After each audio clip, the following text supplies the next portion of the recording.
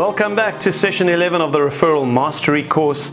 We're going to discuss personal contact today, but before we do so, and you're going to see I'm going to do this more and more as we close this series out, I want to recap where we've been so far from two perspectives. First of all, I want us to look at the apple tree and make sure that you're understanding all of the pieces of the system. And then secondly, I want to make sure that you've kept up with what I'm calling the steps toward mastery. Now, the reason I'm wanting to do that at the beginning of these sessions now is because I've thrown so many ideas at you. We've done different types of communication. We've looked at different dialogues. We've looked at service excellence techniques, etc. And I don't want you feeling like this is a course where I'm just giving you a whole bunch of disparate, disconnected good ideas. This is, after all, a single holistic referral system, and everything works together in the symbiotic relationship. And if you implement the system as a whole, you will experience the benefits of it. So let's have a look at the apple tree and do a little recap of where we've been. We started off looking at the database itself. If you want to work by repeat and referral business, you have to have a group of people that you're keeping in touch with who are progressively beginning to know, like, and trust you more and more. Now, in order to do that, you have to have some kind of communication plan with those people, and obviously that's what the referral system is. At the very beginning, you organize your database by taking those 4 steps we discussed. First, you build a big list of names. You then sort that down to the 100 to 300 people most likely to refer you or to use you themselves. Those people we call your advocates.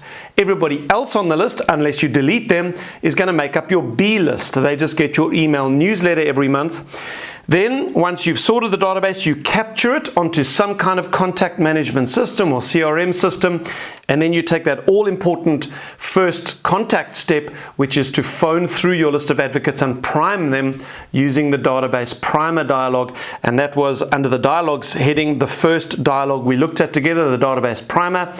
And then the database filter dialogue is similar to the primer, but that's for use in everyday life. As you're meeting people during your daily activities, you're going to say to them, hey, if you were buying or selling your home, or you had a friend or a family member who was, do you have an agent you'd refer them to? If they say no, you say, great, I've got a program, I'd love to keep in touch.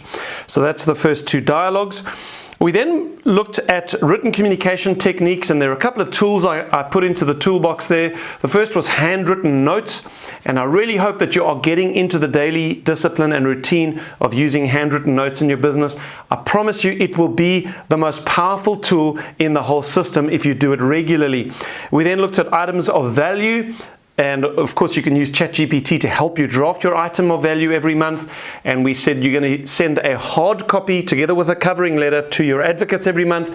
And then the same item of value goes as your newsletter item in the email to everybody every month.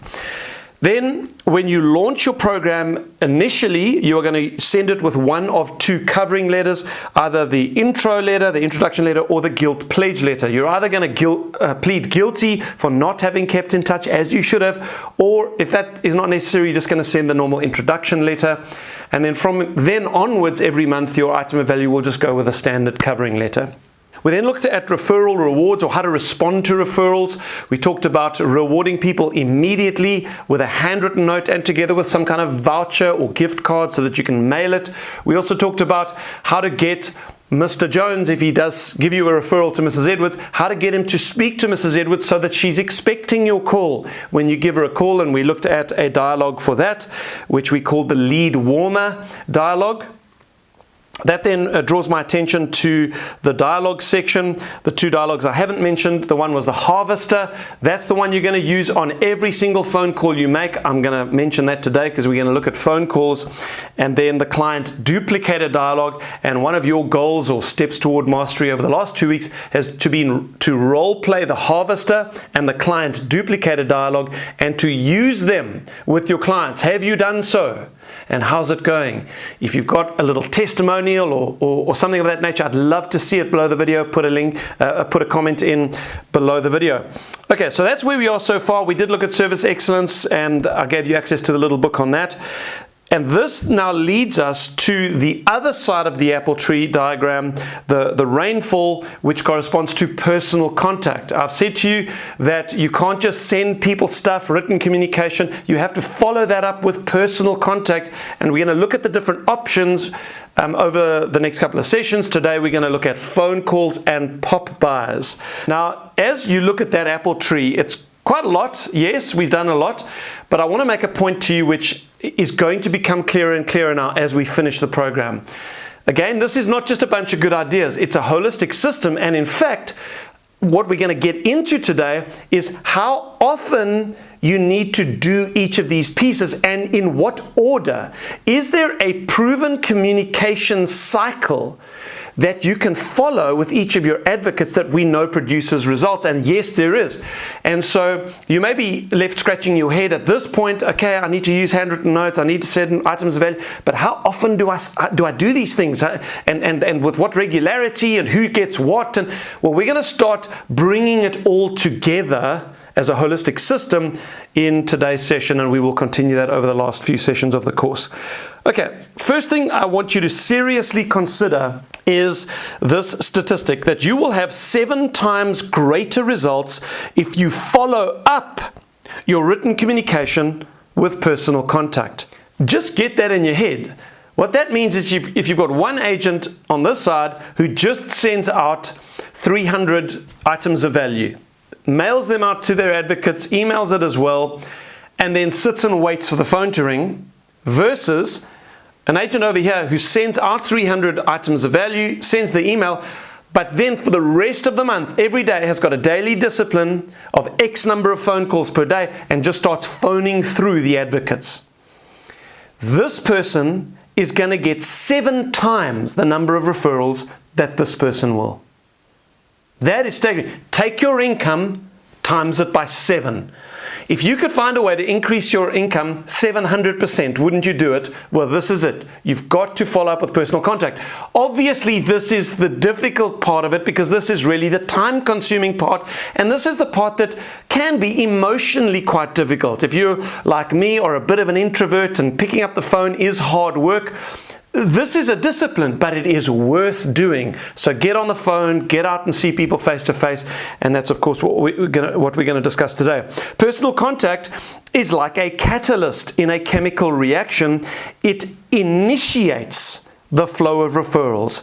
Personal contact initiates the flow of referrals. Okay, so what's the goal with phone calls?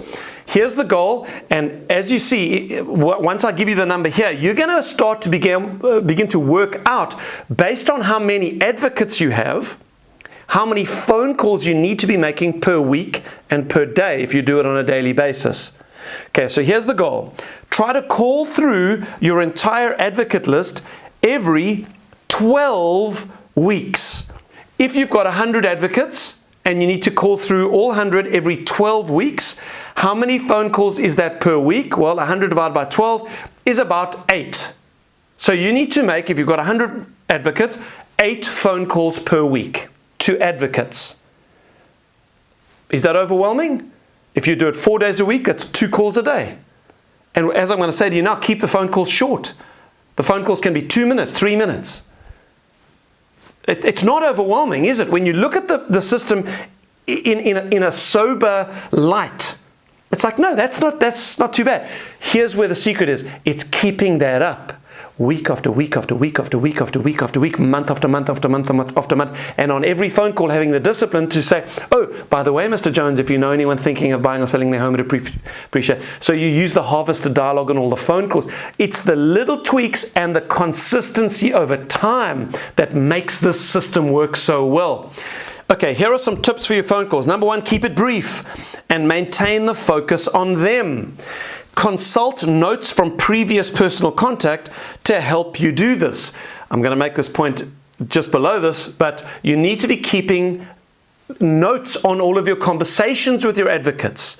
Because if you've got 300 advocates and you're getting through all of them every 12 weeks, there's no ways you're going to remember the detail of what you've discussed with each of your advocates. There's no way. So you're going to need to take notes on your CRM system. So what I'm saying there is, before you pick up the phone to Mr. Jones, in this case, if you're calling Mr. Jones, you're going to go to his profile on your CRM system. You're going to just quickly recap. Oh yes, he was taking a trip to Greece with his wife. They hadn't been to Europe for a long time. I need to ask him about that. And then you make the phone call. You've got something to talk about. So consult your notes beforehand. Secondly, always have a reason for the call. And again, this is particularly important for those of us who are introverts, although I would say this is true for everyone. I don't care how good you are at making conversation, you don't want to waffle, and you don't ever want to make a phone call and kind of, that horrible pregnant pause where you've got nothing to say and they've got nothing to say. Have a reason for the phone call so that you can confidently pick up the phone, knowing if there is that pregnant pause after the general chit-chat, you can just say, anyway, the reason for my call is. Now, if you know you've got something to say to that, it makes getting on the phone a lot easier. And in your case, what's going to be the stated reason for the phone call? Well, unless there is another reason, it's going to be the item of value. Anyway, Mr. Jones, the reason for the call, just wanted to make sure you got the item of value I sent out this month on spring gardening tips. We got a lot of our clients that are kind of wanting to get back into the garden because spring has sprung. So we thought it was a fun item, and I hope it's of value to you. You got something to say about spring gardening tips? Then, just before putting down the phone, ask for a referral using the Harvester dialogue. I could labor that point all day, but let me just say this. If you don't ask for a referral at the end of the phone call, you have wasted the phone call. In fact, you have wasted all the hard work you've been putting in with items of value and handwritten notes and building up the respect of your database. If you don't get to the point where you're willing to ask for referrals, you are wasting so much of the emotional and relational capital that you've built up in this relationship. You've got permission to ask, so ask, and that will bring the referrals to you. So use the Harvester dialogue. Then follow up, send a text or a voice note after the phone call. This is such a good tip. It's so relational. It demonstrates such intentionality. It shows the person that you value them. So you get off the phone with Mr. Jones and immediately you send a little text message just saying, hey, Mr. Jones, it was great chatting to you again, and good luck for your daughter's exams, whatever it is that he mentioned on the phone call. That little touch afterwards is so powerful. What I actually do like to do with stuff like this is to use video notes. So I put my phone on a little stand I've got in my office here. When I've chatted to someone on the phone or I've met them at an event, I will then send a little video note. You just go to the Messages app or WhatsApp if you're using WhatsApp, go send video message, keep it to sort of 30 seconds. Hey, Mr. Jones, it was great seeing you again. Thanks for whatever it is, and we'll chat soon. Cheers. And I send off a little video note. That has such a dramatic, disproportionately powerful impact on people if they get that after they've just chatted to you. So send a little follow-up after the phone calls. And then just before putting the phone down, make a note on your CRM of everything they spoke about. Again, if you don't do this, you are never going to be able to keep up all of these wonderful conversations with your advocates because you're going to forget the detail. Put it on your CRM system. Okay, so let's have a look at the Apple tree. We've now added phone calls under the personal contact section. That's technique number 1 under personal contact. And then what I want you to do is add a second kind of subcategory in there now called face-to-face. Because we're finished with phone calls now, but I hope I've made the point. You need to phone through all advocates every 12 weeks, have a little conversation, ask for a referral at the end of the phone call, and then send a little message afterwards. Okay, I hope you got the point there. And if you've got 100 advocates, that's 8 calls a week. If you've got 300 advocates, that's 24 or 25 calls a week. So you need to start working out what your weekly goals are, and you're going to need to start deciding, are you going to make all those calls in one day? If you've got 300 advocates, I would recommend you do it every single day. Time block some time every morning to do your lead gen. And if you keep that up, I promise you it'll change your life. Now, in a later session, I am going to collate all the goals for you. I'm going to show exactly what your daily, weekly, and monthly goals are. So don't worry about that now. But I'm just wanting you to start thinking in terms of how to go about implementing the system using daily and weekly disciplines and setting yourself goals.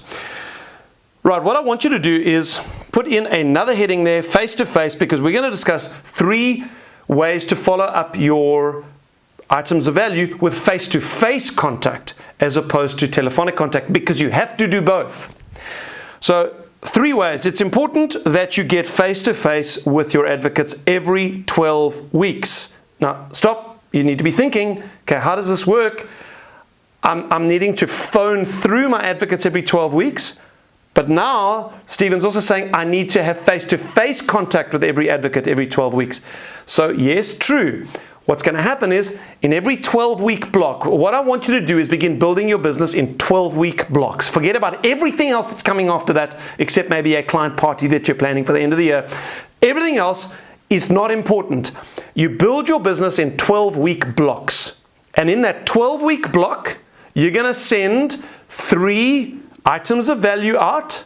You're going to follow up everyone with a phone call, and you're going to follow up everyone with a face-to-face visit. So they're going to see you or speak to you twice in that 12 weeks, one on the phone and one face-to-face. Now, what are your options on face-to-face contact? There are 3 main strategies for this. Number 1, Pop-Bys. That's what we're going to do today. Secondly, super advocate lunches. We'll do that in our next session. And then thirdly, business-to-business meetings. We'll also do that in our next session. So today we're going to look at Pop-Bys. What is a Pop-By? The Pop-By is a face-to-face visit to an advocate and is the most predictable way to generate referrals while sorting your database. 2 points I want you to note there. Face-to-face meetings, a Pop-By. And you can pretty much guess what a Pop-By is. It's just a short, informal visit where you pop by someone at their home. You don't stay for long. That, my friends, is the most powerful and predictable way to get referrals. You get more referrals on face-to-face contact with your advocates than you do on phone calls. Obviously, what's the trade-off? It takes more planning, it takes more time to do Pop-Bys, but this is going to become a standard tool or strategy in your business. This, my friends, will make you so much money. It will generate so many referrals for you that it will become something that you are eager to do because you know how fruitful it is. Okay, so generating referrals while sorting your database. The quickest way to find out if someone is actually an advocate or not is to go and see them face to face. If you pop in at someone's house or their office and they keep the security gate closed, they're like, yes, can I help you? You know, if that's how they treat you, you're pretty much assured they're not really enjoying the process and they really don't think of you as their trusted advisor in real estate. So face-to-face contact gives you a very good read on how your relationship with this person is going. And if it's like, man, it's awkward, I didn't really enjoy that Pop-By, just take them off your list as advocate. Just put them onto the B list. This is the wonderful thing about working by referral, is you get to choose who your advocates are, who you're going to invest your time and money into. Right, a couple of tips on Pop-Bys. Call beforehand. Hey, Mr. Jones, I'm going to be in your area tomorrow between 4 and 5 in the evening, and I'd love to pop in and see how you're doing. So call beforehand. You don't want to arrive unannounced. I don't like it when people arrive unannounced at my front door, and your advocates probably don't either, so just call beforehand. Secondly, take a gift with you. And you can use branded gifts if you like. And through the years, we've helped our clients with branded gifts like, let's take the spring gardening tips. For all of our coaching clients at one point, we actually produced dandelion, it's a type of flower in South Africa, dandelion seeds in little packets with, oh, by the way, printed onto the little packet. And our clients got a whole bag full of these things, and then they just took one with them on every single Pop-By. There are 10,000 ideas for little Pop-By gifts. Don't use something that's expensive. Don't use something that's difficult to source. Don't put pressure on yourself. Just find something that's a really cool little gift and Pop-By with it. So having a gift in your hand as you arrive is a wonderful way to kind of disarm the moment, and they think, oh, thanks, Stephen, that's wonderful. It's actually like the reason I came by. I just wanted to drop this little gift with you. Nice to see you again. I can't stay. Now, that's the next point I'm going to make, is visit for 15 minutes and no longer. You don't want to stay for longer than 15 minutes. Why? Well, you are trying to you're trying to pop by everyone every 12 weeks. you do the maths, you're going to need to be doing a lot of Pop-Bys every week. You're constantly out seeing people, and if you're getting invited into people's homes and you're sitting down and they're pouring you a glass of wine, and the next thing you know, an hour, 2 hours have gone by, you're never going to get through your Pop-Bys. Remember, this is a business skill and discipline that you're implementing. You've got to be in and out, in and out, in and out, in and out. They've got to be efficient. The second reason you don't stay for a long time is because your advocates will begin to then expect, and every time Stephen pops by, it was great seeing him last month, but man, like he was at our house, he was drinking our wine, he was here for 2 hours, and the next time you phone and say, hey, Mr. Jones, I'm going to be in your area tomorrow night, and he's like, whoa, I'm not sure I can handle that again this month, I'm busy, I got a lot on.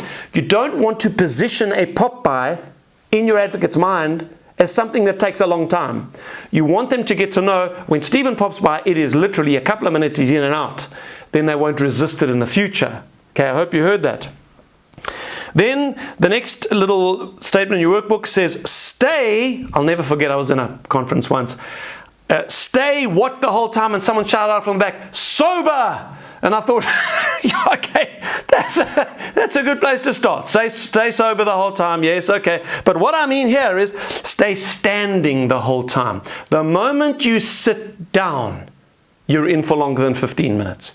Then it's difficult to extract yourself. Don't even let them invite you in. Stay at the front door. Don't walk in. They say, hey, come on in. Come and see what we've done with the house. Say, I'd love to. What I'll do is I'll book an appointment with you, and maybe we can come around sometime. But I'm actually on my way somewhere else, and I can't stay. I'm so sorry. Just wanted to pop around with this little gift and just say how's it to you. So you refuse to go in, and you stay standing the whole time. Then follow up. Remember, after the phone calls, I said after the phone call, you send either a text message or a WhatsApp or a little video note after your phone calls. Now, when we're talking about handwritten notes earlier in the course, you may have been left thinking, well, how often do I send handwritten notes? Like, when do I send them? How do I send them? Here's the answer to that question. You send them after a Pop-By. Now, I'm going to say something which is not giving you permission to be ill-disciplined, but it's going to happen over time that you're not going to get through all your Pop-Bys. That is going to happen as you implement the system. Then send a handwritten note after a phone call. If you haven't popped by this person for a couple of months now, and it's just a phone call, send a handwritten note, because you want every advocate to get one handwritten note every 12 weeks. Ideally, you do it after the Pop-By, because you've had this warm, in-person, physical contact with the person, and so it's far more natural afterwards. Hey, it was great seeing you again, Mr. Jones, blah, blah, blah, blah. Stephen, in the handwritten note. So follow up your Pop-Bys with a handwritten note. Plan your route to make your Pop-Bys efficient. Group several together in one outing. Obviously, you don't want to be driving from the north of town to the south of town to the east of town to the west of town in a single day to do your Pop-Bys. If you have got a client or a viewing or something in the north of town, look at your database and see who lives or works in that area, so that while I'm on my way doing whatever else I'm doing in my business, who can I quickly pop by while I'm on my way there? That is the way to get all your Pop-Bys done. Fit them into whatever else you're doing. Can I repeat that? The way to get through this volume of Pop-Bys every 12 weeks is to fit them in to whatever else you're doing. And that, of course, takes intentionality, and it takes some planning. Just after leaving, make a note in your CRM of everything they spoke about. I don't think I need to elaborate on that. It's important, though. Here's the goal. Try to pop by each advocate every 12 weeks. So it's the same as the phone calls. You're making one call and one pop-by in every 12-week block. After the phone call, you follow up with a text message. After the pop-by, you follow up with a handwritten note. Okay, hopefully that's starting to make sense to you. This is the cycle of the system. So let's just complete our apple tree. Under face-to-face contact, the first type is Pop-Bys. We'll do the next two in our next session. Here are your steps toward mastery for the next 2 weeks.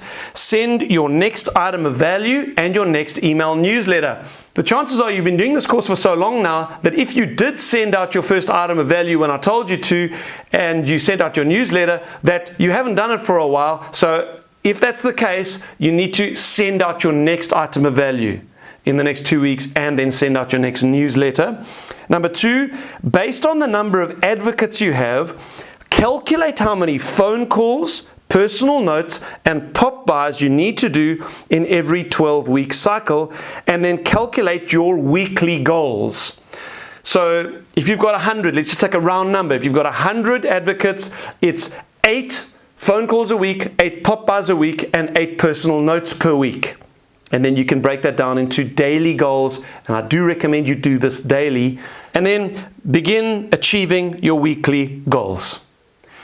Okay, in a later session, I'm going to bring this all together in a very clear table of weekly goals, but for now, you're starting to see what the cycle of the system looks like. It works in a 12-week cycle. You can start working out what your daily goals look like. That's what I want you to do in the next 2 weeks. Start working on your daily goals and start achieving them. And let's see how you've done in 2 weeks' time. So in our next session, we're going to pick up with personal contact, super advocate lunches, business-to-business meetings, and then the final personal contact tool, which is very powerful. We're going to talk about client parties. So God bless you. Enjoy the next 2 weeks, and we'll see you in the next session.